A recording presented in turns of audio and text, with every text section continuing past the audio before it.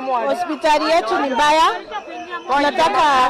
Tunataka ambulance mpya kwa hii hospitali, sababu hospitali yetu inachukua ushuru na inalipa pesa yenye inaweza kujitegemea kwa hii hospitali.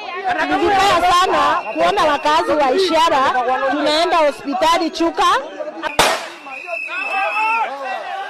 Watu wamejitokeza kwa wingi, maelfu ya watu wamejitokeza kwa wingi, wanagatefikia ama wanapigia kelele mambo ya matibabu. Ishara Level 4 Hospital imeharibika, na ndio maana tumekuja hapa siku ya leo tuhakikishe ya kwamba ile uongozi iko, imeongozwa na governor, imeongozwa na MCA wa hapa. Tunataka watengeneze Ishara Level 4 Hospital. Hapa mambo imeharibika, wazazi wetu wanaendelea kuumia hapa, madawa hakuna hospitali. Kwa hivyo watu wote wanafaa kujua hii ni maandamano ya amani.